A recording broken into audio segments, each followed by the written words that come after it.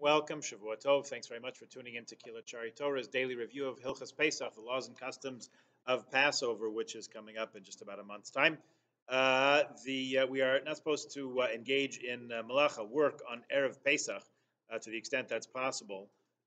From the reason is from noon onwards, from erev Pesach. That's the time of offering the korban Pesach in temple times.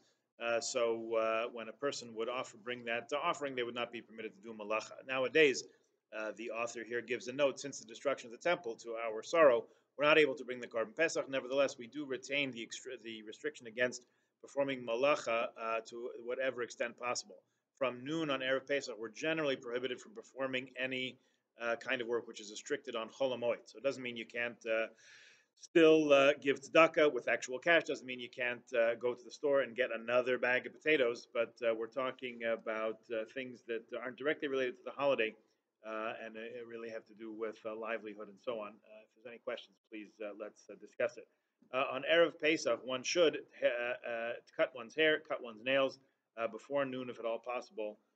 You can cut your nails in the afternoon, but should not take a haircut in the afternoon unless it's done by a non-Jewish barber. Eating on Erev Pesach, there's a mitzvah to eat matzah on the first night of Pesach in Israel, the first 2 nights of Pesach outside of Israel. So on the eve thereof, in other words, on Friday, the day before the Seder, we're not supposed to eat any kind of, we're not supposed to eat the kind of matzah that would be used for the Seder itself. So for those who insist on eating matzah, one could eat matzah ashira, egg matzah, tea matzah, and such like. But generally speaking, we abstain from any kind of matzah so that we have a taste for it, have an appetite to eat matzah and enjoy it as we should on Pesach itself. Some people abstain from eating matzah from Rosh Chodesh onwards, some for the entire month, 30 days leading up to Pesach, so from Purim onwards. Those who eat gebrakt may eat cooked food from Pesach matzah meal, like kneidlach, but not baked food like cake or cookies from midday onwards, more or less. Drinking wine. One should not drink an amount of wine which would adversely affect one's appetite for matzah at night, nor should one become inebriated. Probably at any time is a general rule for that, but certainly not on Erev Pesach. So you have energy and focus, headspace to conduct the Seder on Friday night and Saturday night. General halachas about Erev Pesach. One should not say this meat is for Pesach.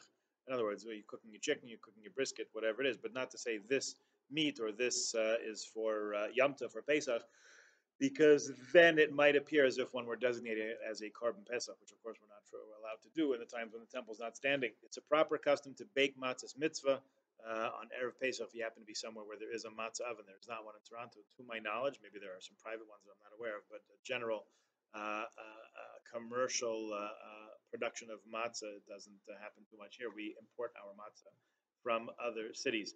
It's a mitzvah to wash oneself, to take a haircut on Erev Yom Tov. We've learned that one should not take a haircut afternoon. We said if one can immerse oneself in a mikveh after midday in honor of the festival, that's a very nice thing, and certainly proper to study the laws of Pesach, the korban Pesach, other laws of Pesach, on the eve of the holiday. Okay, we'll leave it there for today, and we'll continue with laws about the first days of the holiday, and hopefully the Seder here also. I think that's in here. Yeah, we'll get to it, so stay tuned. Keep coming back. Have a good day, good week.